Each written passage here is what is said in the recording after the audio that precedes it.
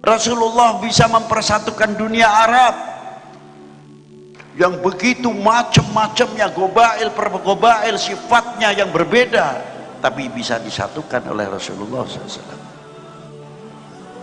Kita selaku anak cucunya dan kita selaku pewarisnya, mampukah mempersatukan umat ini?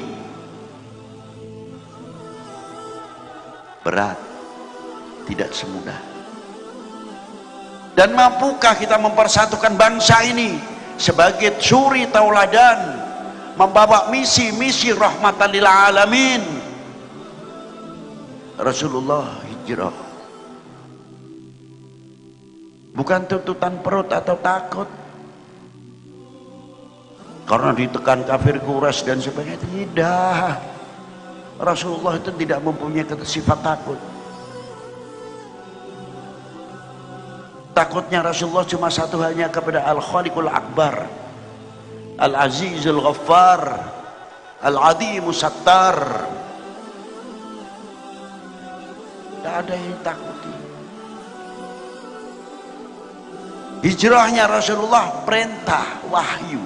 Allah Ta'ala telah menyediakan lapangan untuk membuka secara kompleks, bukan skup yang kecil. Kalau di Mekah skupnya kecil, kotanya ritual, tapi lebih besar apabila dibuka di Madinah. Karena di Madinah ada apa?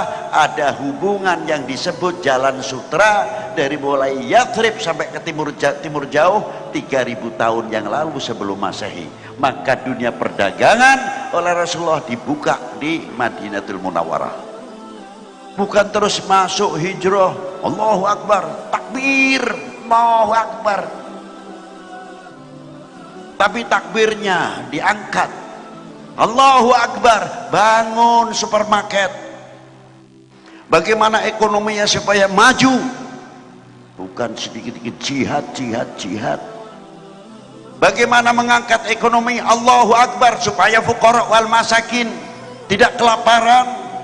Allahu Akbar, bagaimana yatim piatu kita tidak putus sekolah. Allahu Akbar, bagaimana mahasiswa kami yang otaknya berlian, jenius, tapi putus di tengah jalan, padahal IPA-nya bagus, mampu menjadi dokter, mampu menjadi ahli IT, karena money tidak ada, kekurangan. Harusnya dari sini kita bangkit, Allahu Akbar, jangan sampai putus sekolah.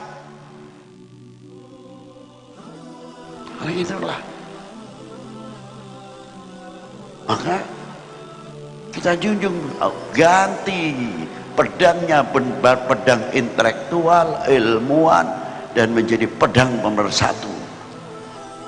Setelah Rasulullah tidak ada, diteruskan oleh Khulafaur Rasyidin. Setelah Imam Ali bin Abi Thalib, sekarang kalau mau cerita Imam Ali bin Abi Thalib agak takut. Mau cerita hadis-hadisnya yang sahih diriwayatkan Bukhari dan Muslim pun, sampai mau membaca hadis Ahlul Bait, ini tariku fikum tsaqalain kitabullah wa itrati Ahlul Baiti, dan kita akan membacakan nama ahli baiti kamathali safinatin wa man raqibaha najah. Takut kalau dituding oleh kelompok lain. Akhirnya secara tidak langsung orang mau membaca riwayat hidup Imam Ali bin Abi Thalib takut. Oh, jangan-jangan Habib ini ada pengaruh Syiah rupanya. Ya, paling enak kan ngecap. Jangan Beb. Ya. Kita bicara Imam Ali, jangan-jangan bau Syiah ini. Inilah cara menyetop, akhirnya manaqib Imam Ali hilang. Lambat laun. Ahlul Baitnya pun hilang lambat laun. Dengan modal kalimah Syiah. Sebab senjata paling ampuh untuk menghabisi Ahlul Bait, angkat itu tadi. Sadar atau tidak? Dan bagaimana cara memecah Ahlul Bait? Dengan Ahlul Bait, benturkan antara sama mereka. Nanti kalau sudah Ahlul Bait yang sunnah wal jamaah, benturkan dengan Nahdlatul Ulama, sehingga supaya Nahdlatul Ulama tidak suka dengan Ahlul Bait Nabi Shallallahu Alaihi Wasallam. Ingat itu.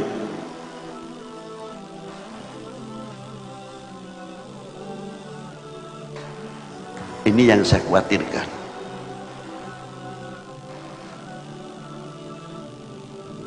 Maka setelah Imam Ali bin Abi Thalib tidak ada, muncul kelompok raja pertama Bani Umayyah. Berapa tahun? Wassalam, tumbang. Bani Abbas stop, ngangkat. Sampai Baghdad terkenal 1001 malam. Imam Idris, Al-Imam Idris, seorang wali besar, ulama besar, bin Abdullah Al-Mahid bin Hasanil Muthanna bin Hasanu Sibti bin Ali bin Abi Talib. Al-Imam Idris, datuk daripada Imamunal Abil Hasan Ali Syadili, datuk daripada Sayyidi Syekh Abdul Qadir Al-Jilani. Karena Imam Idris adiknya kakeknya Sayyidi Syekh Abdul Qadir Al-Jilani, terpaksa lari ke Marokis, ke Maroko. Karena apa? Ditekan oleh Bani Abbas. Contoh, sing ditekan iku sapa, sing nekan iku sapa.